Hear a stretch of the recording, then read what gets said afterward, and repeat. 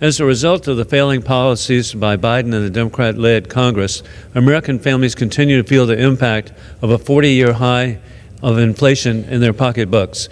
Last year, the cost of everyday products and services rose exponentially, destroying jobs. Since Biden took office, there's been a $10 trillion increase in spending above projections, $2.5 trillion increase in interest payments on growing federal debt, $1.9 trillion on the American Rescue Plan, $745 billion on the Inflation Expansion Act, $3.4 trillion on the Infrastructure Investment Act, $1 trillion in Biden executive actions.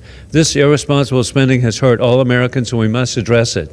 The newly elected House Republican majority, ably led by Speaker Kevin McCarthy, is committed to creating jobs and a government that is accountable to the people. We must reestablish fiscal sanity. In conclusion, God bless our troops who successfully protected America for 20 years as the global war on terrorism continues moving from the Afghanistan safe haven. Hello, friends. I have important news to share with you this Wednesday. Monthly benefits are changing right now for millions of Americans. Many seniors and families will begin to receive much smaller monthly benefit payments this month. And state lawmakers are considering new plans to tackle the rising cost of living for their residents. My friends, please do me a big favor and watch until the end of this video for all the new details. Also, I will be announcing 2 winners for a $75 Walmart gift card in just 2 days. If you'd like to enter the giveaway, please make sure that you click and like several of my videos and then comment below the keyword of each video that you watch. The more videos that you comment on, my friends, the greater your chances of winning the weekly giveaways. A crisis-era boost to fund low-income households to buy groceries is coming to an end, setting the stage for a potential rise in food insecurity. For nearly 3 years, an emergency allotment has provided millions of U.S. households that participate in the Supplemental Nutrition Assistance Program, also known as SNAP, with at least $95 extra per month to spend on groceries. 18 U.S. states have already halted the additional allotments. At the end of February, the remaining 32 states and Washington, D.C. will also follow, putting a great financial strain on people who are already struggling to make ends meet.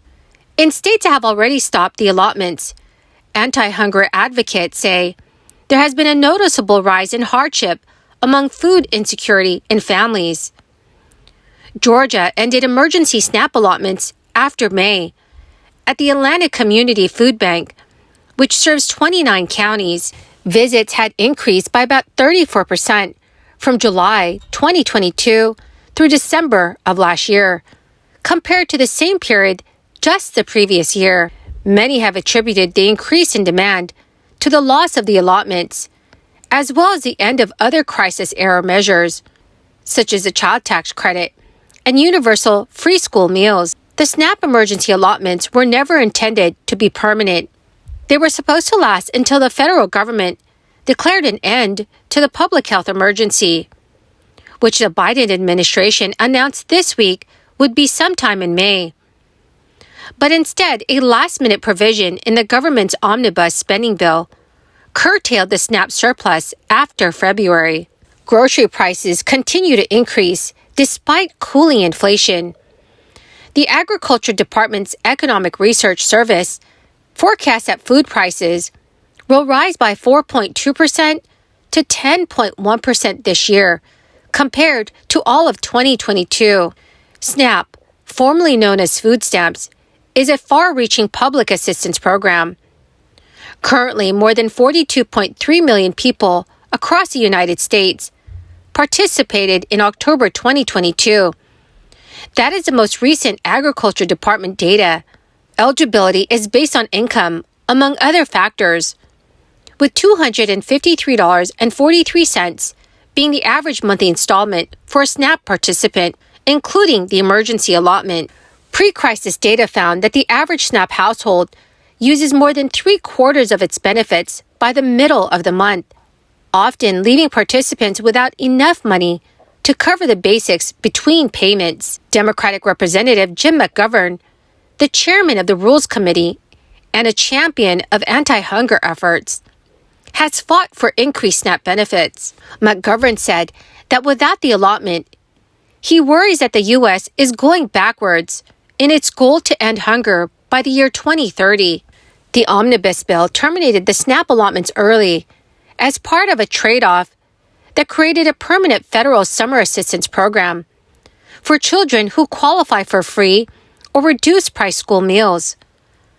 Jim McGovern and others have argued that the programs should be allowed to coexist. But still, anti-hunger advocates have lauded the creation of a permanent program during the summer, when low-income children often struggle to get nutritious food. The program will enable the families of about 30 million children nationwide to receive $40 per child a month to spend on groceries. The program will enable the families of about 30 million children nationwide to receive $40 per child a month to spend on groceries with via electronic benefit transfer or EBT cards. Please let me know if you will be affected by the reduction of SNAP benefits. The government recently issued Social Security beneficiaries the largest monthly cost of living increase in nearly 40 years, which has had consequences for other seniors who are on SNAP as well, disqualifying some of them from receiving SNAP altogether.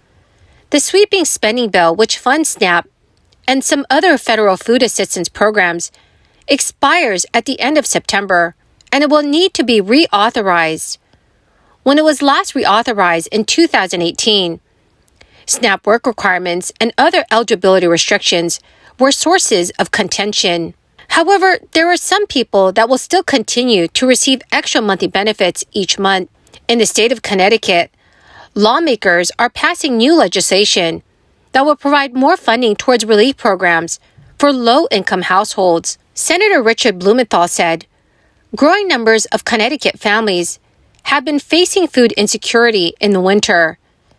He said the federal budget included $154 billion for SNAP, an increase of $13.4 billion over the last year, $28.5 billion for child nutrition programs, including historic funding allowing schools to serve healthy meals, and another $6 billion for the Special Supplemental Nutrition Program for women, infants, and children. So friends, do you agree with me that extra SNAP benefits should continue? Please let me know your thoughts in the comments section below. Well, my magnificent and most marvelous friends, that is the end of my daily stimulus update video for this Wednesday.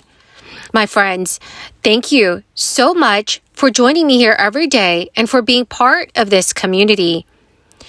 To show my appreciation to each of you, I will be announcing 2 winners this Friday for a $75 Walmart gift card. If you'd like to enter the giveaway, simply click and like several of my videos and then comment below the keyword of each video that you watch. Thank you, my friends, and have a very wonderful and very blessed week.